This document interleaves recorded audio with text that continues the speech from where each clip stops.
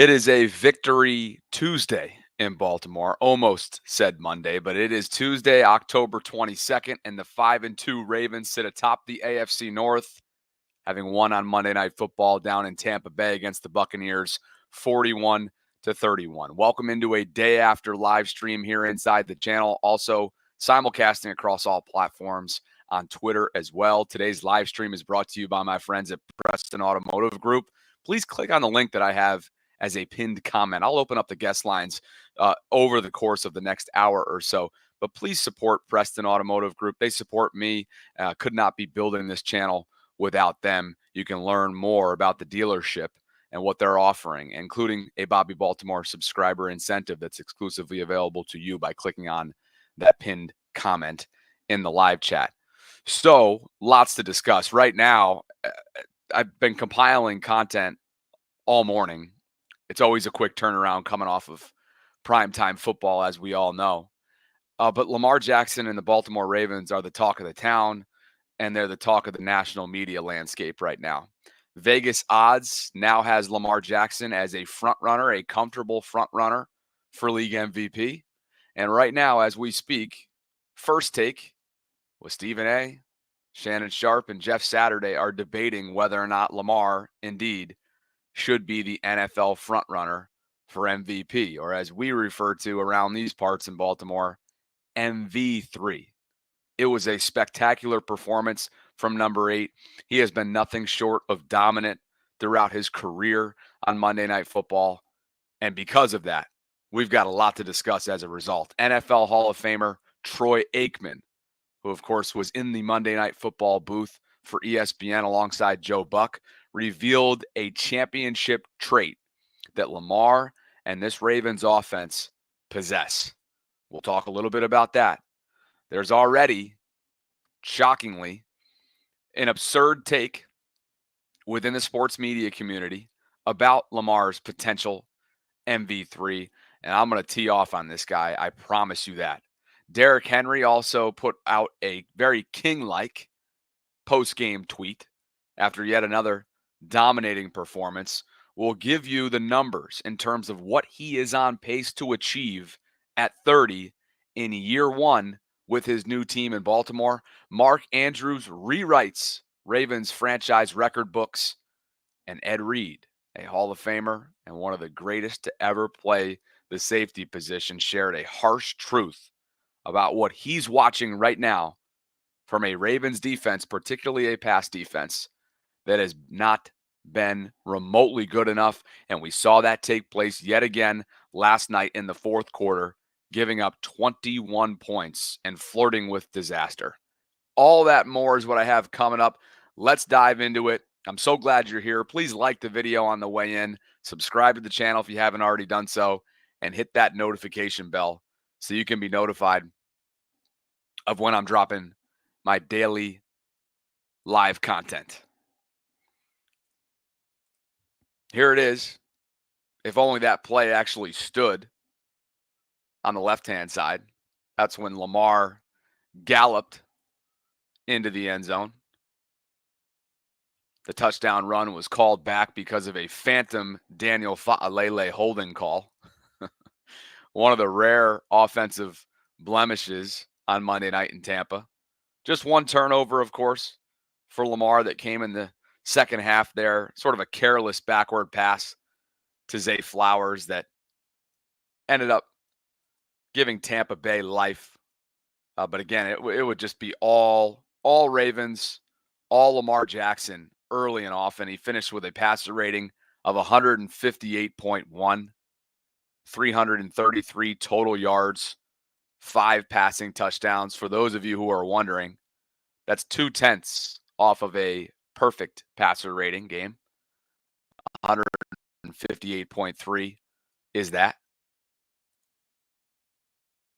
And 5 passing touchdowns.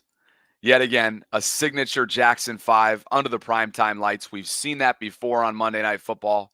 One that comes to mind was during his first MVP season in 2019 out in LA against the Rams, if I'm remembering that correctly, when Joe Tessitore in the Monday Night Football booth proclaimed the Jackson 5. Oh, man, was he just So special last night. So special that his teammate Kyle Hamilton, who had himself a hit stick kind of game, such physicality that number 14 plays with, all up and down the three levels defensively. Kyle caught up with reporters, including Gianna Hahn post-game, and had this to say about number 8. Quote, "It's almost scary to see him getting better at this point. I say it all the time.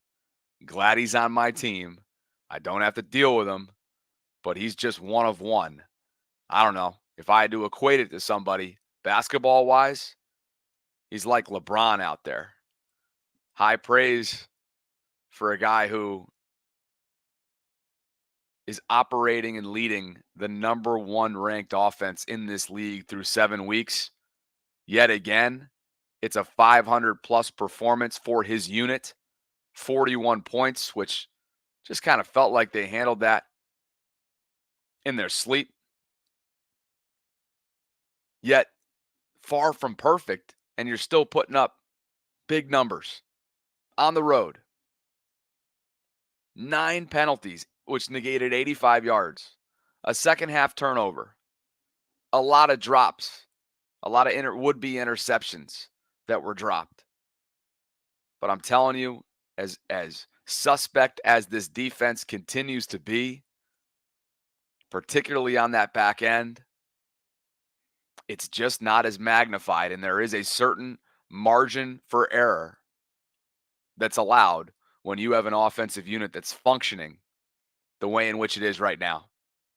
9.4 yards per play was their electrifying average last night.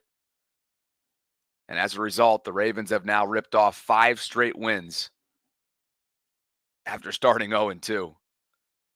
And they had Troy Aikman, and Lamar had Troy Aikman talking like this in the post-game booth after Monday Night Football wrapped up.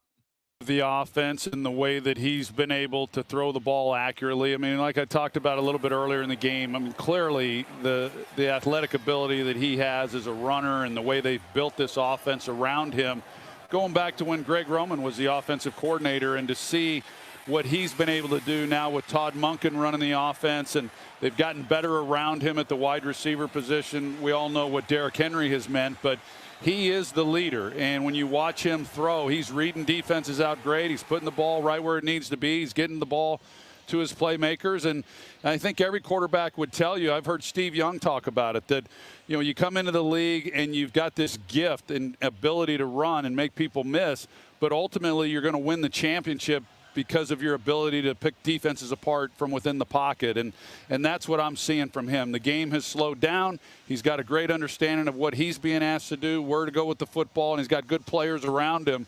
And then you put up 500 yards against a pretty good defensive football team like we witnessed tonight. So they are talking about how they've got answers no matter what the defense does to them. That's how we felt in Dallas all those years with Emmett running the ball and Michael Irvin and Jay Novacek out there catching the ball. That's what they have in Baltimore, and that's what every team strives for. One Hall of Famer there in Troy Aikman, talking about another future Hall of Famer in Lamar Jackson and his offensive group that has this team humming. You heard part of that quote right there. They're talking about how they've got answers no matter what the defense does to them. That's how we felt in Dallas all those years, with Emmitt Smith running the ball and Michael Irvin and Jay Novacek out there catching the ball. That's what they have in Baltimore, and that's what every team strives for. We know those Dallas teams had a whole lot of success, and Troy Aikman himself had a whole lot of success in February, which is something that we all know Lamar Jackson is furiously chasing down. That is high praise and gives you a great sense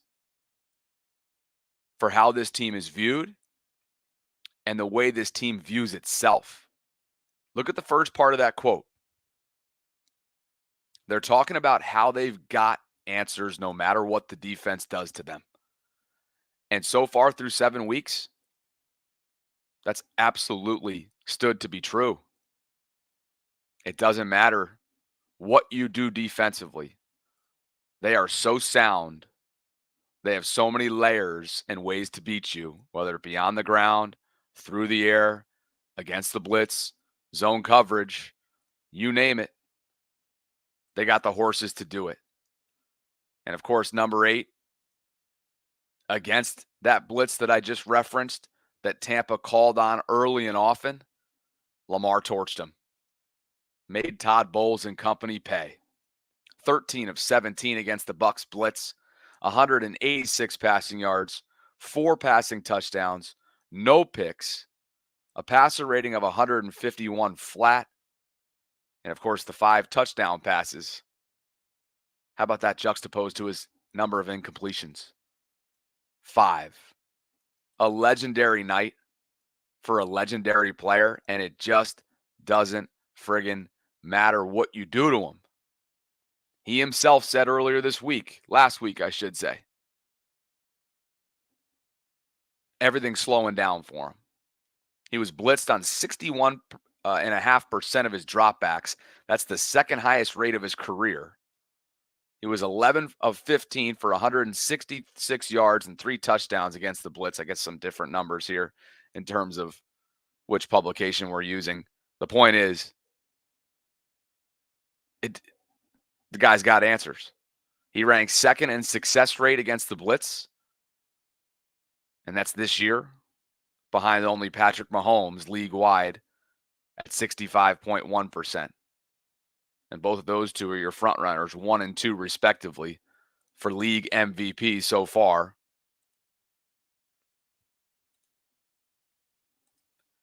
Through 7 weeks of football.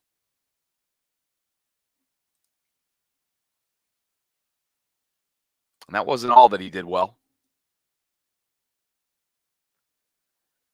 Look at this. Lamar's receivers averaged 5.3 yards of separation per target. That's the most separation in a game this season. And he certainly was the beneficiary. 1, 2, 3, 4, 5, 6, 7, 8 different pass catchers got involved. We'll get to Rashod Bateman in just a bit, who obviously had a breakout game of his 2024 campaign with 4 receptions and a game-high 121 receiving yards. He also had a touchdown, a long of 59, which was just tremendous. Go check out the All-22 on that the NFL just tweeted out. And most importantly, continues to be reliable. 4 targets, 4 receptions for Rashod Bateman. We will give him his flowers. I promise you that. There have been 3 games in NFL history where a quarterback threw 5+ passing touchdowns on fewer than 25 passing attempts while also rushing for 50+ yards.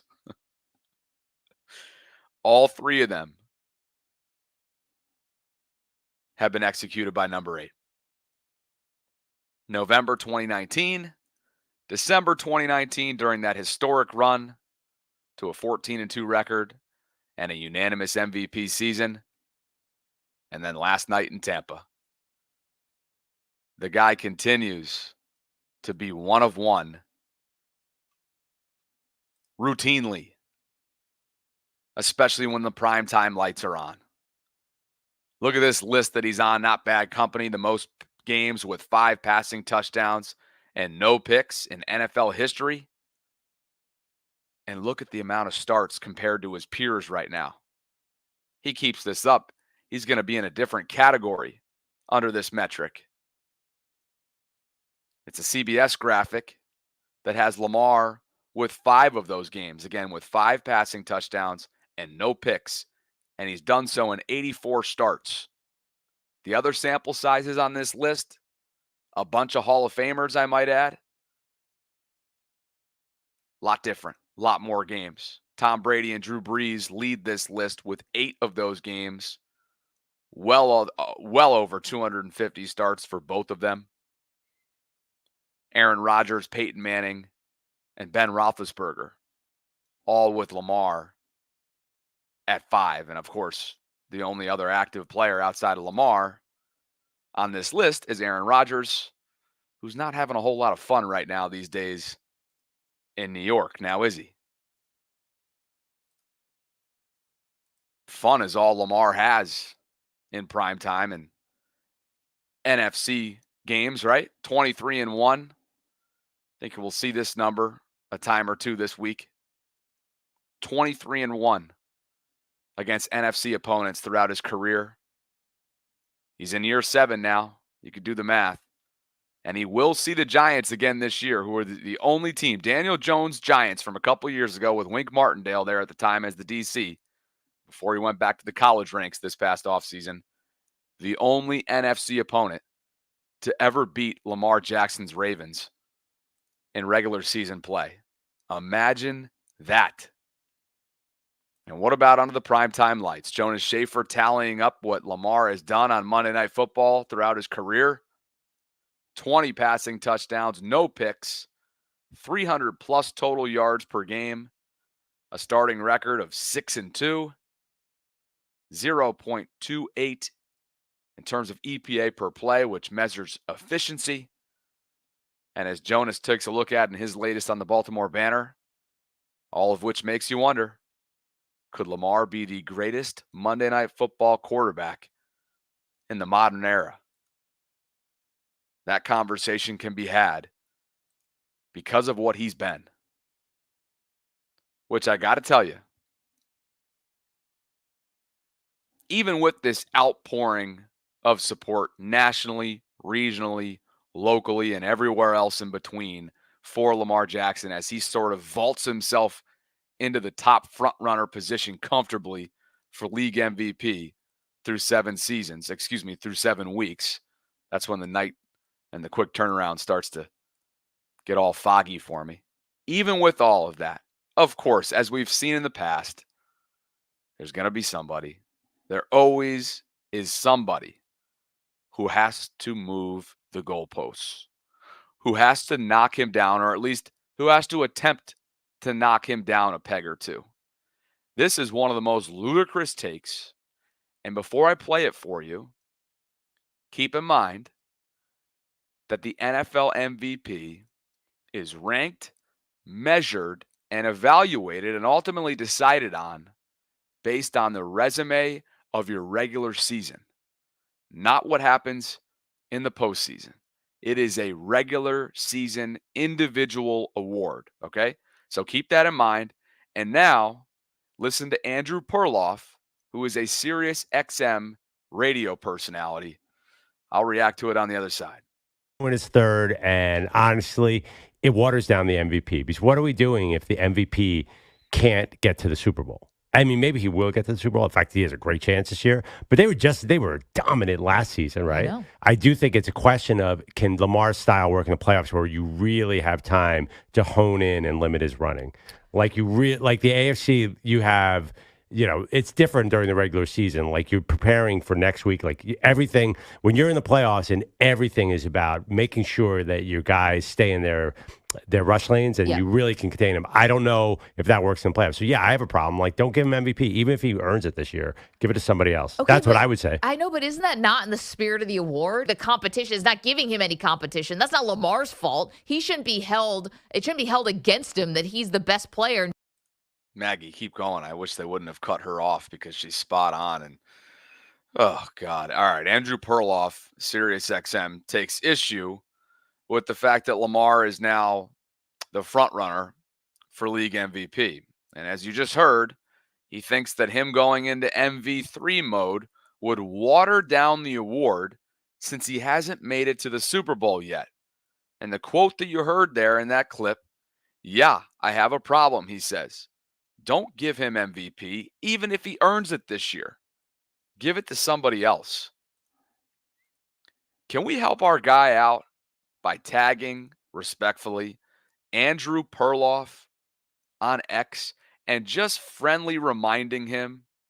Let's just friendly remind him that, again, as I set this clip up with, the award has to do with regular season accolades, regular season resume. Not what you do in the postseason. It's one of the more lazy,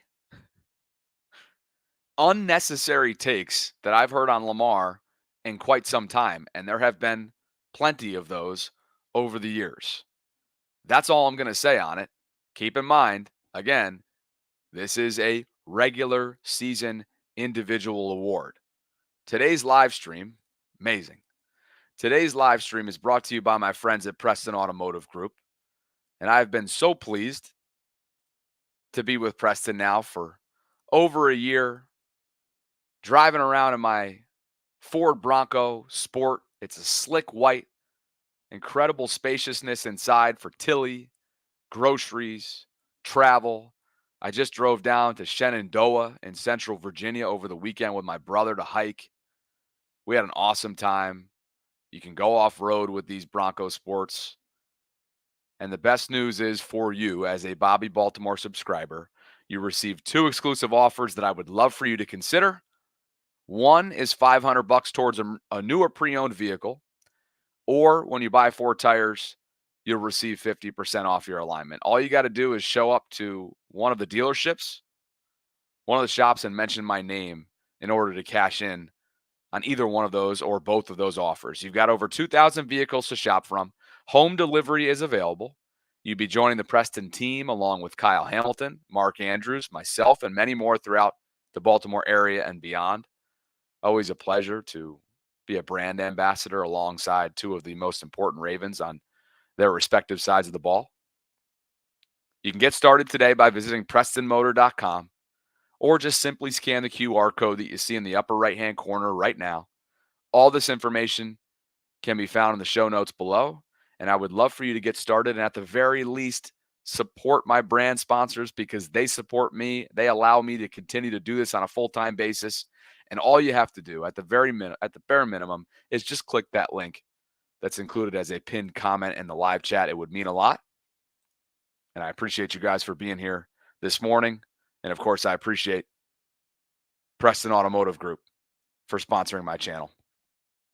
Take a look at the AFC North, shall we? Through now 7 weeks, the Ravens and the Steelers atop this list, atop this division at 5-2. Of course, they will meet down the road. It's a heavy back end, AFC North loaded schedule for the Ravens, and they're starting to stack some wins, which is going to be important going into those division games. Cincinnati, 3-4. They come to Baltimore in early November for a Thursday night football rematch. Man, if it lives up to what it was a few weeks ago in Cincy, certainly going to be another instant classic. And, of course, Cleveland, who just signed Bailey Zappi, I saw, off of a team's practice squad. He's the former New England Patriot.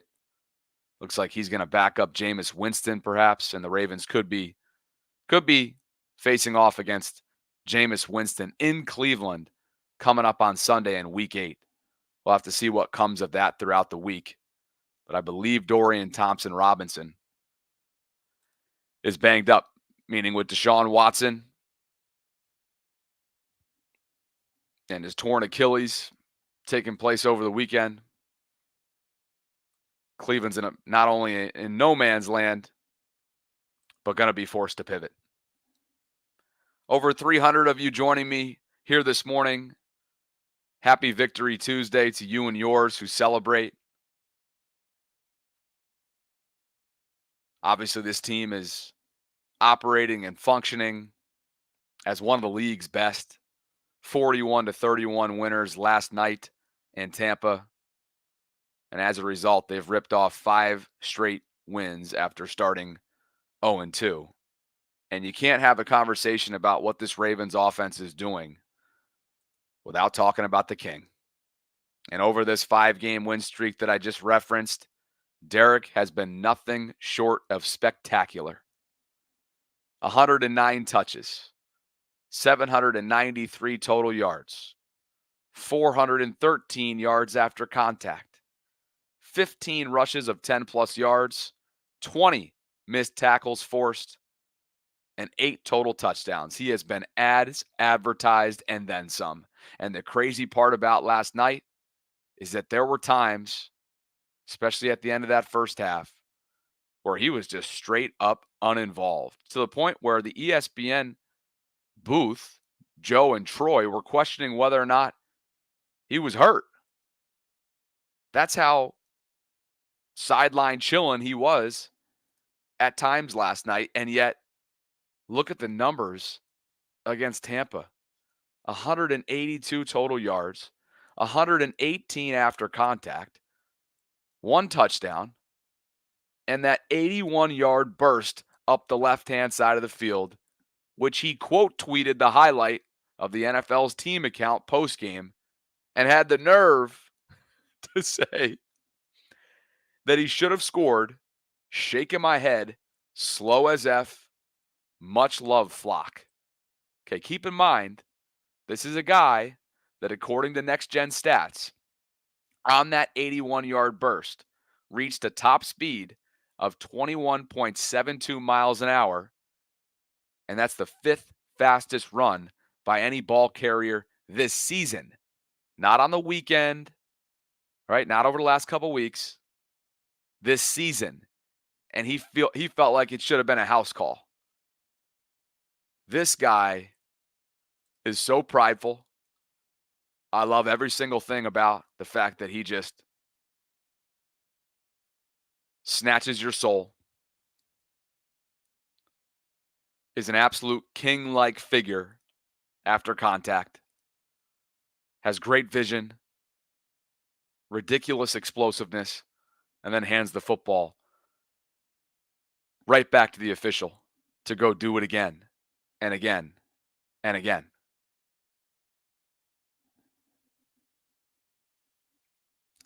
It's the closer that the Ravens had hoped for. And it's somebody who is on pace right now for historic numbers at the age of 30. An in-game tweet that I got a chuckle out of came from Jordan Schultz, NFL insider, who received a text from an NFL general manager whose team briefly considered signing Derrick Henry last offseason. And the text read, "We probably should have taken a longer look at him." No shit. This guy is an ascending player at 30, and with the amount of NFL miles that he has on his tires, he is defying NFL history. Kyle Barber has been tracking seasonal comparisons for Derrick as he ages. And as he tweeted with a graph that goes alongside with his numbers, after rushing for 169 yards in Week 7, Derrick Henry is on the highest rushing yards pace of his NFL career. He is 98 yards ahead of his 2,000-yard season in 2020. He's 4 yards ahead of his 2021 start. He's had 57 fewer carries than in 2021, 27 fewer carries than 2020. You want the specific numbers? Here they are from the 33rd team. Here is what he is currently on pace for after yet another mammoth night. Again, in which he was conserved at times throughout the game. Over 2,100 rushing yards he's on pace for through 7 weeks, which would be a career best. 6.5 yards per carry, which would be a career best. 19 rushing touchdowns, which would be a career best. And over 1,000 yards after contact, which would be his 4th best. And as the 33rd team notes at the bottom here and is well documented, he turns 31 in the month of December. Enjoy it while it lasts, folks, because this is history in the making. And the Ravens potentially have an MVP and an Offensive Player of the Year on the exact same team. To the nightcap we go. Attacking the quarterback, Matagwikwe, isn't really at the receiver position. They are threats. Obviously, when it's time for Lamar to throw, as good as he's gotten as far as his pocket presence and being able to deliver the ball. But that goddamn King Henry, man. He's different, man. Then, like you can't rush. Can TJ Watt really rush up the field and lose the pain like he wants to? Or no. Like everything has to change when you play the Ravens. Yes. On some of the things you like to do or some of the things that you're good at. So I have no idea how Mike Tomlin and that defense is going to be able to defend them. If you can't stop the run, well, hell, Lamar now, not only can he beat you with his legs, he beating you with his goddamn arm too. Yep. So now it's pick your poison. How you want it? You want it fast or you want it slow? Either way, he finna kill you. You want it fast or you want it slow? Pause. I know you guys are already thinking that out there, dirty minds. How about the combo right here? And that was courtesy of the nightcap, of course, with Ocho Cinco and Shannon Sharp late night last night. But Gordon McGinnis also took a look at the duo together pacing-wise.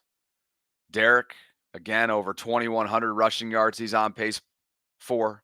Lamar, meanwhile, over 4,300 passing yards, 1,100 plus rushing yards, 36 passing touchdowns, 5 picks, and 5 rushing touchdowns. And as Gordon writes, yeah, this is a video game offense through 7 weeks, and it's got everybody on all levels talking, including Mike Greenberg of ESPN, who took a victory lap earlier this morning on Get Up. Sorry, I can't hear you guys. All that making fun of me you did when I said he's the MVP of the league. And oh no, everyone yelled at me. He's not even the MVP on his own team. Derrick Henry is the difference. You watch that team with him, they are markedly different. Lamar is brilliant. He's been brilliant a long time. This team is markedly different because of that. You remember? Hold on. You remember? So Lamar's not the MVP of his team just because he's been good for a long time? I mean, he threw 5 touchdown passes. Henry I want to focus on. In the same way that Randy Moss was the difference when he came to New England. Tom Brady was already a great quarterback. Yeah. But that elevated everything, basically to the point of being unstoppable. Yes. And that's what this guy has done. If this guy is healthy, nobody beats the Ravens. Greeny and Rex Ryan been talking him up for what feels like weeks at this point. And, he took that opportunity for a Tuesday morning victory lap earlier today on ESPN. Marlon Humphrey went live last night. I don't believe Lamar made a cameo, obviously, at his request from several weeks ago after the Dallas win. We all remember that. But Derrick Henry made an appearance, and again, in king-like mode on Victory IG Live on the plane ride back. A guy that, just a guy, a ball player. A guy. Hello, everybody. Yeah, I'm sorry y'all got caught. I'm really mad about this shit. I gotta get back on the track and work on my speed. But we get another shot this Sunday. Hope you all had a great Monday night. Shout out to Marlon. 2 picks. We built by Venmo. I mean, we built different. I'm not tripping. Took the phone. Flock Nation, I love y'all. Y'all keep holding it down. Yeah, what is he gonna do? Dude's wearing a ski mask coming off Tampa. I guess that's just a culture thing. Leaving Tampa Bay and you're wearing a ski mask. I just don't get it. But hey, you heard it there. He's pissed that he got caught on that 81-yard run. That's all he's thinking about. Guy has an electrifying performance, downs yet another team for what feels like is just a weekly occurrence in crunch time. And all he can think about is getting caught, even though he went over 21 miles an hour, according to Next Gen Stats. So if that's not a great indication of the makeup of this team offensively speaking, I don't know what is. What I do know is that we've gone now close to 35 minutes, and I've only mentioned Bate once, which he deserves better. So twice. Time to run it up. Rashod Bateman, a career day and a career night under the primetime lights. Could not be happier for number 7. 4 receptions, 121 receiving yards, a touchdown, 4 targets. He caught all 4 balls his way, including a long of 59. But on the 49-yard touchdown pass to Bateman, Lamar's traveled 58.3 yards in the air. It's his 4th longest completion of his career and the longest since week 12 of 2022. He's accounted for Lamar's 3 longest completions so far this season, according to Next Gen Stats. And Rashod is starting to stack games. He is more, or at least last night he was, more than just a complimentary piece to Todd Monken's offensive puzzle. It's the improvisation when Lamar does what he does to extend a play. Rashod's doing the exact same thing, kind of reminiscent, similar to what Mark Andrews and Lamar have built over the years, right? They refer to it fondly as street ball. You can refer to it as backyard ball, improv ball, whatever it is. Bate was willing to do that last night. And this is a player that feels as if he's reached a point of just comfort and confidence.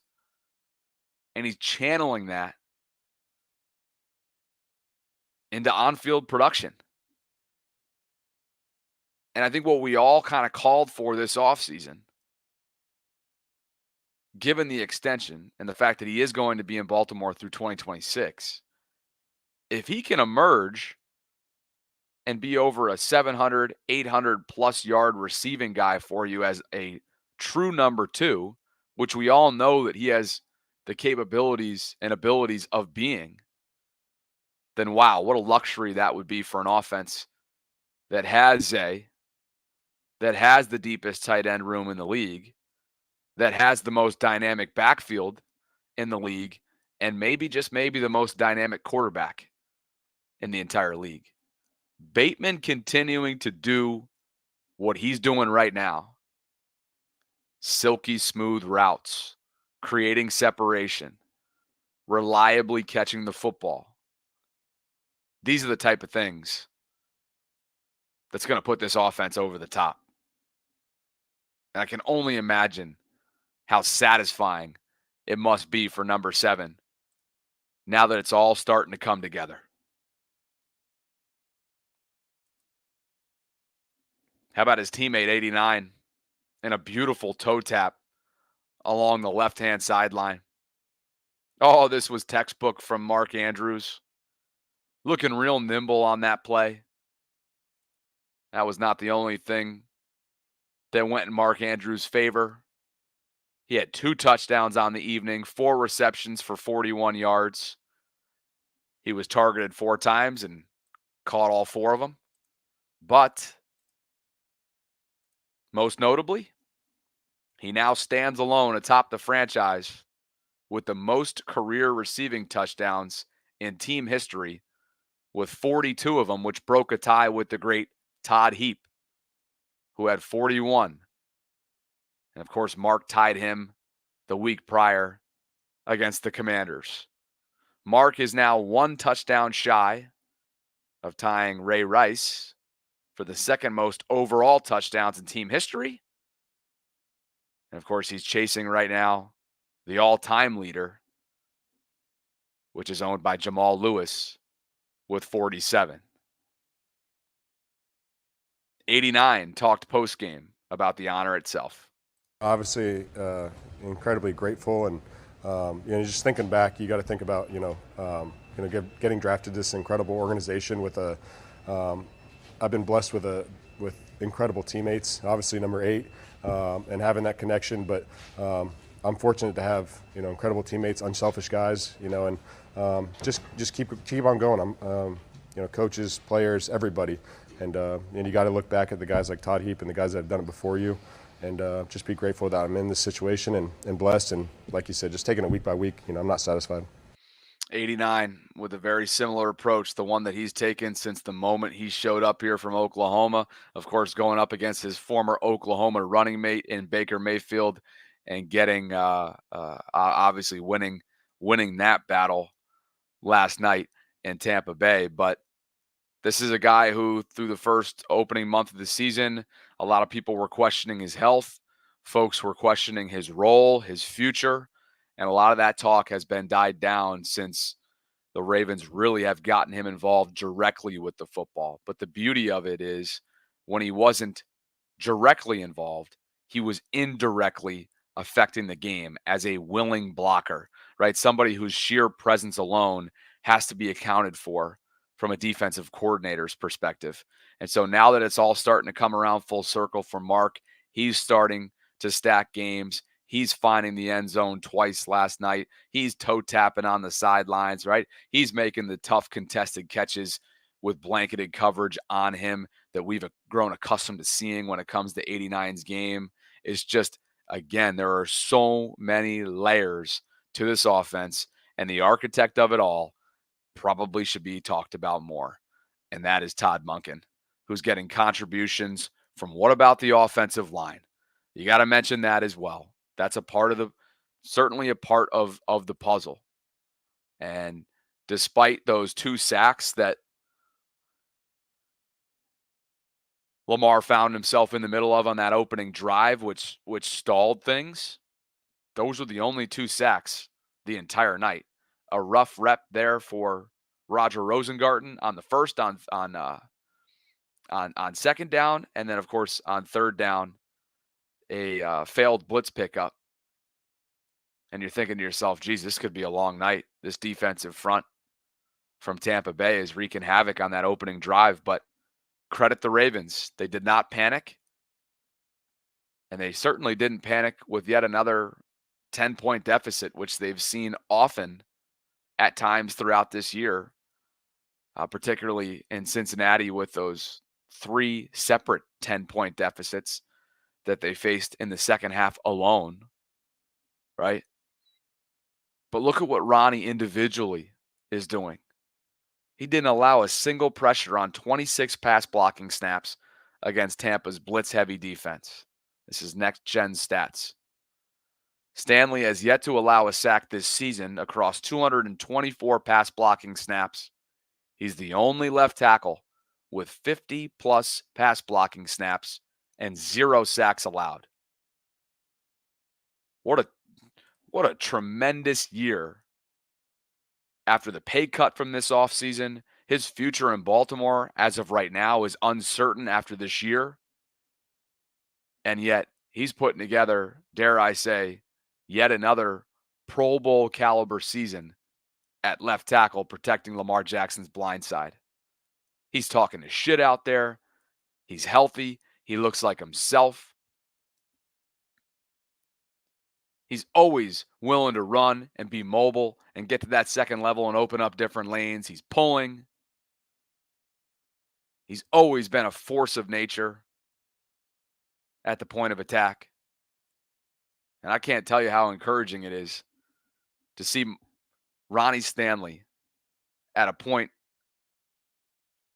where health becomes a calling card of his, because that has not always been the case.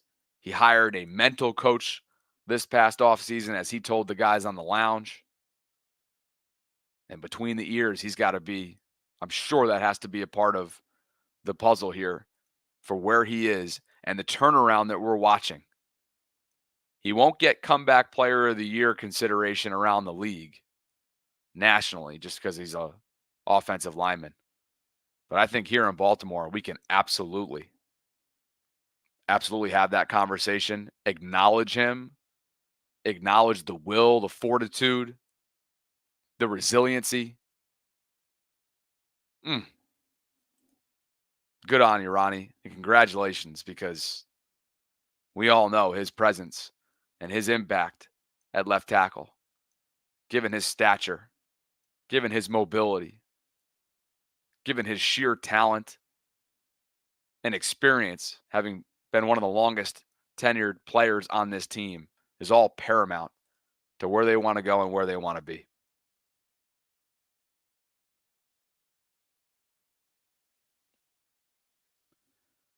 Super chats. I appreciate you guys for being with me. I'm about to share with you, once we transition, what Ed Reed had to say about the Ravens defense. Pulled no punches on the Manning cast last night. Both he and Joe Flacco joined Eli and Peyton, by the way. Santiago says, can we compare Pat and Brady and Peyton and Lamar? Too soon? Tom has the rings. Peyton has the countless recorder and fear, at least when Peyton retired. Can we compare Pat and Brady and Peyton and Lamar? I think it's a little bit too soon, being that Peyton won a couple bowls. It's a little bit too soon, but I see where you're going with that. And obviously, Peyton and Lamar have been compared here in the early going because Peyton's postseason career started out very, very similarly to the way in which Lamar Jackson's has. Thank you for the super chat. Rob says, if we look at the close to 30-year history of the Ravens, I can't say another team has had more potential Hall of Fame players during that period. There's quite a few. Marshall Yanda is going to be one. Steve Smith Sr. Is Anquan going to get in? Anquan might have a chance. Ray, Ed, J.O., Lamar down the line, King Henry down the line.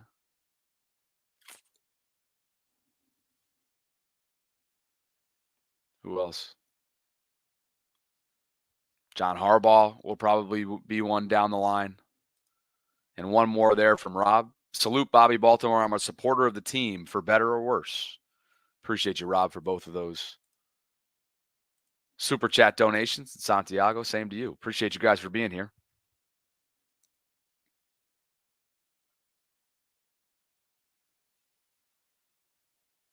Oh, I know. I see what you guys are talking about in the live chat. I know the energy is wavering. But little do you know that I have a Ghost energy drink that's going to run my heart rate through the roof that's waiting for me downstairs in the fridge. All right? So you guys talk your talk all you want in the live chat. I'll be ready to go in an hour and 7 minutes when Sarah and I have our day after Ravens lunch hour live stream. Okay? It's all good. I'll be ready to go. I'm feeling a little foggy right now, a little glassy around the eyelids. It was a quick turnaround last night. You know, I got to edit the show, and then I end up scrolling forever, and I had 2 energy drinks in me, so I was literally wide awake at 3, and I think I ended up staying up until around 4:30. And it's trash day in Canton, so Tuesday mornings at 6 is when the trash comes through, and I had my windows open because it was a beautiful night. So they come barreling through, and I was up at I probably went to sleep for 30 more minutes after that. And then my best friend calls me, who's a school counselor up in upstate New York. He calls me every morning at 6:35 on his commute in. And I usually use that as my alarm to get my ass up and go to the gym, especially in season when I have so much to do. And so, yeah, here we are. In all seriousness, though, I do take care of myself, contrary to popular belief. And do not tell Kadri, by the way, that I've been hitting those Ghost energy drinks. I went to play golf with him in the early part of the summer, and I thought he was actually going to slit my throat when I showed up to an early tee time on a Saturday, having been out the night before with a Ghost energy drink. Chef, I see what you're doing. Do not message Kadri. He might be listening right now, and if that's the case, I'm sunk. He's like my OG uncle. I mean that with sincerity. What's up, Robbie? Do some jumping jacks, Robbie says. That'll wake you up. Oh, I'll go over to Patterson Park later. You know I'm going to be looking for when I get there. Kidding. Over 400 of you joining me right now. Let's start to transition to what Ed Reed had to say on the Manning cast last night.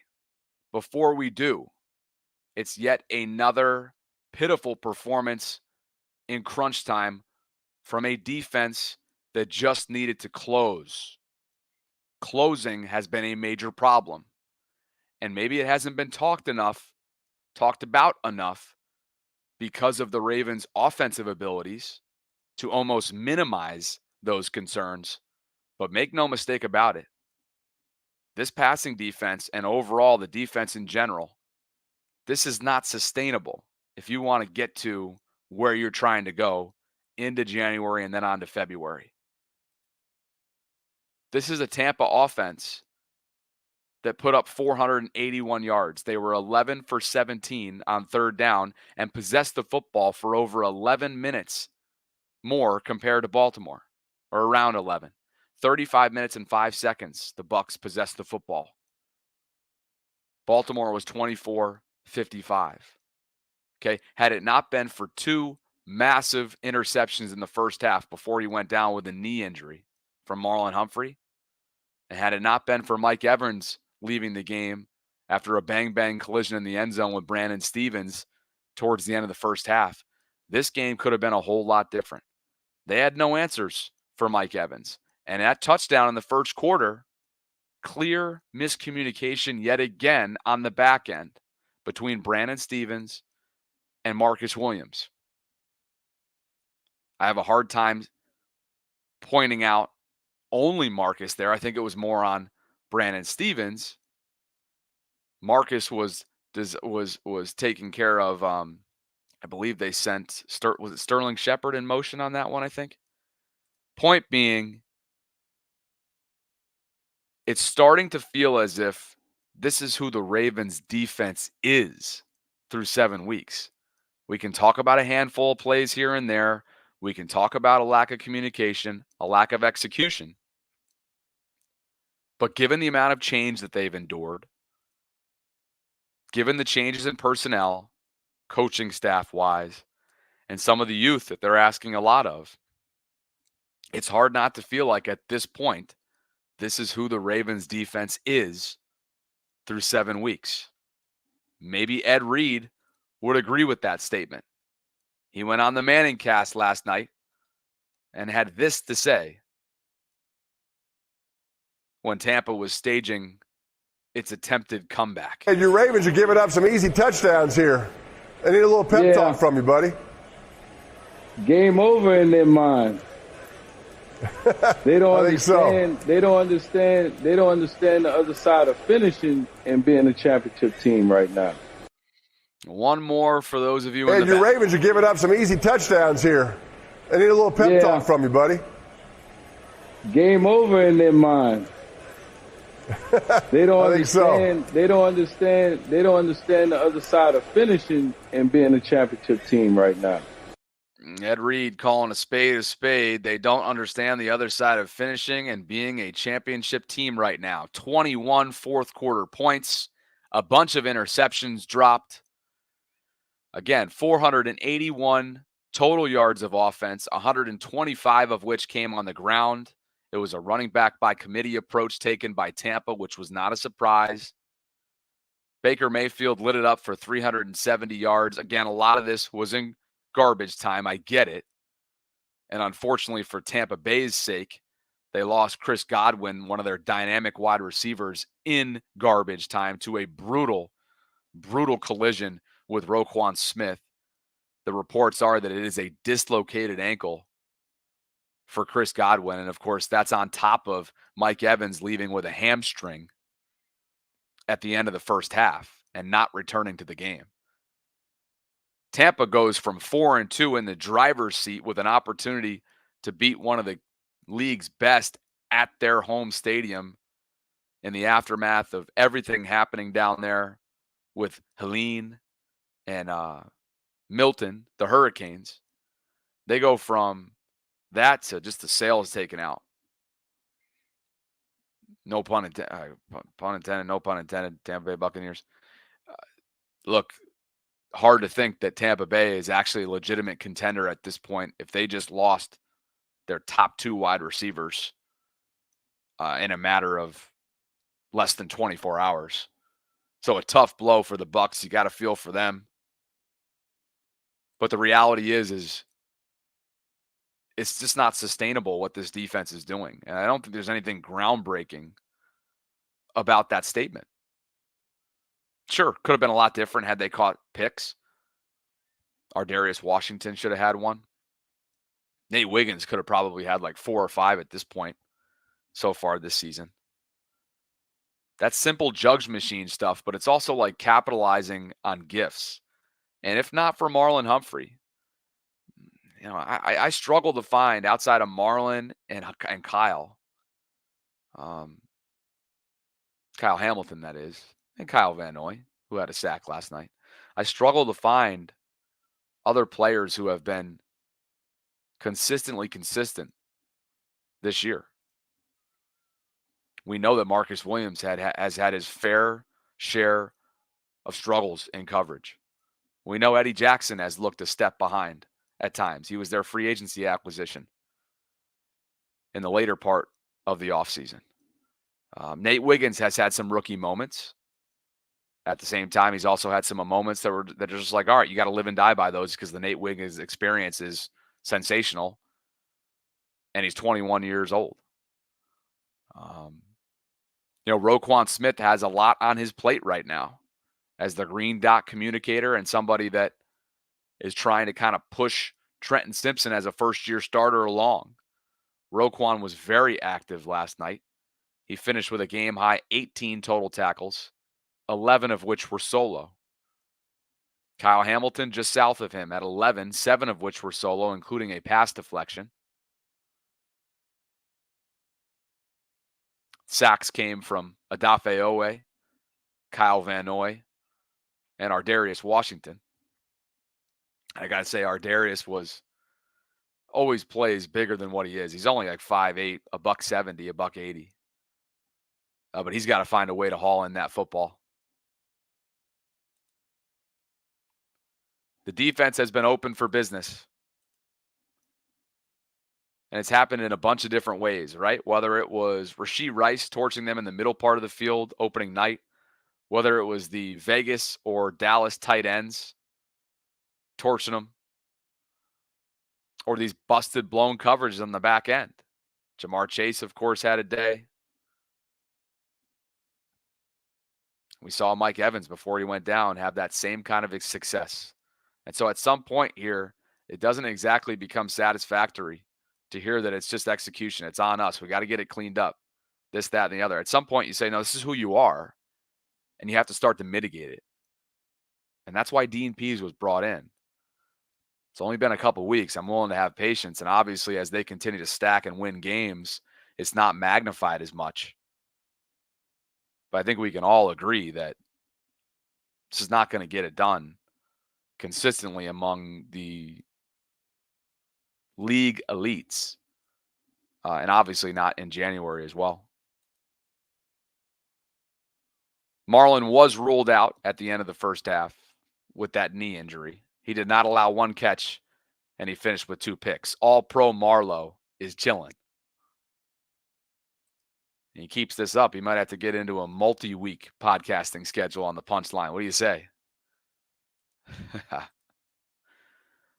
sure that wouldn't create a stir within the fan base. Now, would it?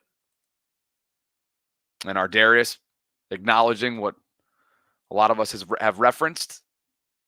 I know how to fix it, Flock Nation. I'm going to come down with those. Ardarius Washington talking about his Butterfingers, which would have led to an interception, and they could have had, Baker Mayfield finished with 2? After 3 in that win and 51 points against the New Orleans Saints the week prior. He could have had probably 5 last night. Easily 5.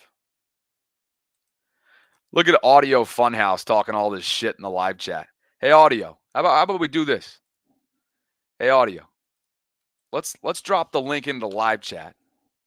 Okay? Let's do this. Why don't you call in?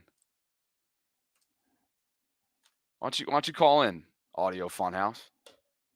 Guest links in the live chat. Come talk all that talk right now.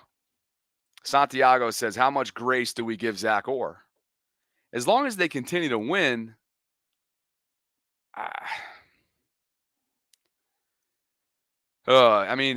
October's still ongoing, first and foremost. Still the first half of the season. And at this point in 2022, Mike McDonald's unit was still experiencing its fair share of struggles. Not making excuses, but I think it was essentially like, hey, let's bring in Dean Pease. Let's have him evaluate this as the NFL longtime defensive assistant that he is, the familiarity that he has with not only the Ravens defense, but Zach as a human, Zach as a player. I think he deserves more grace. But again, this is starting. it feels as if this is starting to become who they are defensively speaking.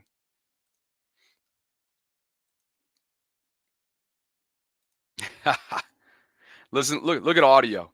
Audio Funhouse right now. Audio Funhouse wants me to meet him at Reisterstown Road Plaza. Hey, Audio, why don't you do this? Why don't you take your black screen, right? You got a black screen profile. Why don't you put your face on camera and talk all that junk that you're doing in the live chat right now? Because I get this sense that you're one of those dudes that when push comes to shove, the talk that you talk with the keyboard is not exactly how that plays out when you're face to face. I just got this hunch. I got this hunch that that's you, that you lay down when it's face to face. So come on. It's been a quick turnaround. I got 3 hours. Reisterstown. Sly, you remember you did this. You know what I love about Sly brand? Sly, what do I love about you? Sly was talking all that junk one day, right? And I called him out, and he came on and faced the music. I loved it. We had a great conversation. We went back and forth. We were exchanging blows. I love it. And this is the best part. This is my favorite part. Audio's now been called out. I've singled you out, Audio. I'm not putting your shit up on the screen because it's not a super chat. I promise you that. But now what are you doing? You're laying down. You're not even coming on right now. That's hysterical. That is hysterical. You're a keyboard king. Keyboard king.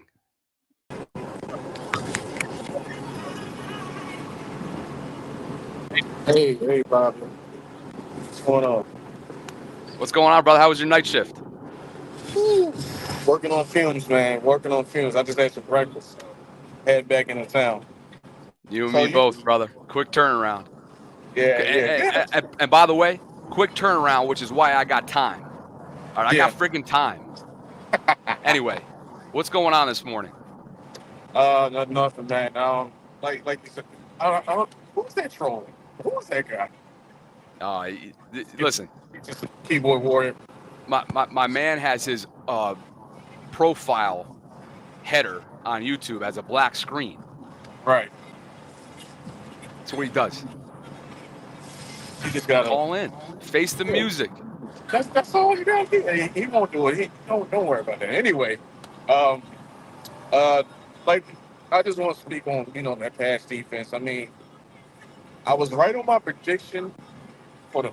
I would say previously that we would score some more points, and I think we would hold them to 17. But I guess the pass defense, like I said, is still a bit of a problem. I think, like you said, that's just who they are right now until they find a way to fix it. I don't know, it's a fixable thing in week 8 right now. Yeah. Going into the season, and then you got the Browns coming up. Maybe you'll get something there. And you got Jameis Winston probably going to start. So, and their pass offense is not good. So maybe they'll catch a bit of a break. And then the next following week, you got the Broncos coming in. And then in between there, you got the Bengals. That's going to be another test.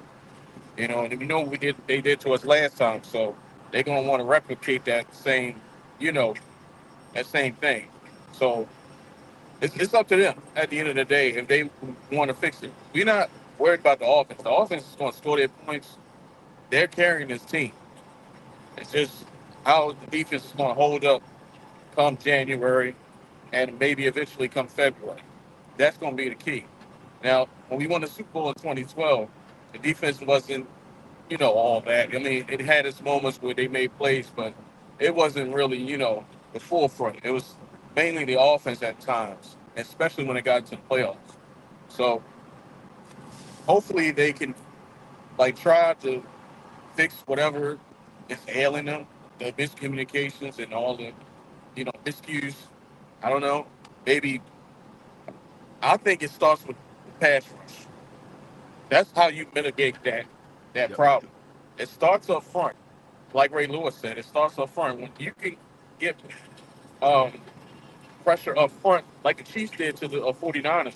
They kept pressuring them, that front, almost constantly. And it made Brock Purdy, jittery back there. He was like throwing anywhere. And then he cost them, well, it cost them the game a little bit because the Chiefs defense is really good. So it's an fixable thing, maybe. But like I said, it starts up front. That's the best way I think you know how to like negate those alien problems with the secondary and the miscommunication. Thanks for the call, brother. I hope That's you had a how good I- night's shift. We'll All right, catch baby. I'll up see with you you soon later. because I gotta hop on that Sarah pre-conference call and get after a lunch hour stream. So I'm sure we'll catch you then, and appreciate you calling in, dude. I'll be watching. All right, sounds good. Oh man, let's get one more call in here. I find it really ironic that it's just crickets. It's crickets from audio. The guest line's out there. Why is it so quiet in the live chat all of a sudden? He's getting after me for being 5'6". I'm not 5'6". He's getting after me about different things that I'm talking about this morning. But yet, when push comes to shove, Sly, you came on. You faced the music. You went tat for tat with me, blow for blow, belly to belly. John Sterling, Yankees broadcaster. But yet, it's quiet. It is really, really quiet. Carlos, let's get you in here. What's up, brother? Hey, what's up? How you You're doing? not audio now, are you? Huh? You're not low-key audio calling in, are you? No. It's a different name? What No. was audio talking about? He was talking a little bit of trash. Wants me to meet him in Reisterstown. I might make some time for that later today, but we'll see. Yeah. What you got going on today? Not much. Good win for the Ravens, Defense disappointing again at the end. You can see on film, not on film, but on TV, they show Zach Orr. He was a bit disappointed himself. Like, the defense is just miscommunicating a lot. Yeah. Like, a lot. And they said in Manning, like on a man thing, when they was talking with Joe and Bill Belichick. No, it was Bill Belichick part, and he was like, the front is just there's no pressure. Like, you need to really have pressure up front to like get the quarterback to like make mistakes. A lot of them. Now, we did pretty good, but yeah, it's really constant pressure, like consistent pressure, Spags. That's what they do to Lamar. Consistently get that. Honestly, I just continue to think that ahead of the deadline coming up, in early November, the amount of investments that they have in the secondary, I would think that bolstering that pass rush group has to be priority number one. And you would hope that can help mitigate and slow things down for what's taking place on the back end, because it hasn't been pretty. And I think about the Mike Evans touchdown, one where there was nobody even in a remote distance to him on the left-hand side of the field in that first quarter. And it looked to be a lack of trust or a lack of assignment trust or communication between Marcus and Brandon Stevens. Now, Marcus was dealing with Sterling Shepard, who I believe, I got to go back and look at the play, but Sterling Shepard was sort of eye candy there. So Marcus was tasked with him. Brandon got beat, and then the pass off just was totally disastrous.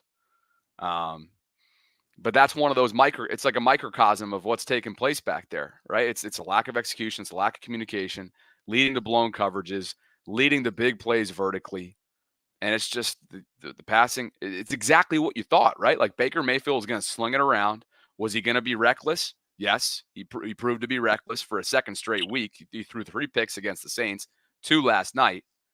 And luckily, when you're putting up 41 points as an offensive unit, you're going to win a lot of games that way. This brings us to like the trade and deadline. It brings us a lot of ideas. Like, do we go offense? You saw Zay Flowers got injured, and they had Tylan Wallace in there. For our receivers, we real thin on receivers.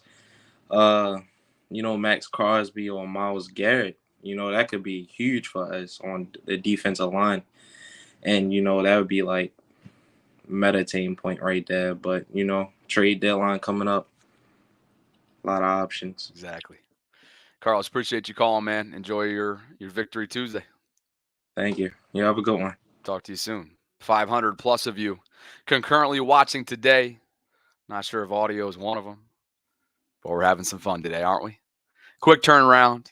It's a beautiful day in Baltimore. I have a conference call with Sarah that I just missed 3 minutes ago. As a matter of fact, I had my phone on mute, and that means I got to get going. So thank you to Preston Automotive Group for sponsoring this episode. Thanks to Sly for being a real man. Sly, you know I appreciate you. Call in another time. You and I got to get after each other. And thanks to all 500 plus of you for joining in today concurrently to watch this one. Sarah and I, of course, just over 40 minutes from right now, we'll be doing our Ravens Lunch Hour live stream Tuesday edition. Lots to discuss, lots to chat through coming off last night's performance. And the reality is the Ravens at 5-2 sit atop the division, tied with the Pittsburgh Steelers. Cleveland in a road trip to Browns land coming up, which is really no man's land these days, is Week 8 next Sunday.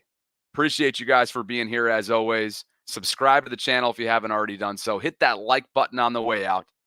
Hit that notification bell as well while you're at it so you can be notified of when we're dropping live content here inside the channel. You can join the Bobby Baltimore Patreon community by visiting the show notes below. You can join the Bobby Baltimore Discord server if you'd like to as well, which is a free 24/7 hub for conversations surrounding Baltimore sports. You guys are hilarious. Get ready. 43 minutes from right now, I will have consumed one Ghost energy drink. I'm going to be on one. You think I was on one the last 10 minutes? And one more shout out to Audio, because maybe, just maybe, he rejuvenated me a little bit this morning coming off a quick turnaround. So Audio, shout out you. Shout out everybody for joining me here today. I'll catch up with you inside the vault in about 40 minutes from right now. And until then, appreciate you guys for being here.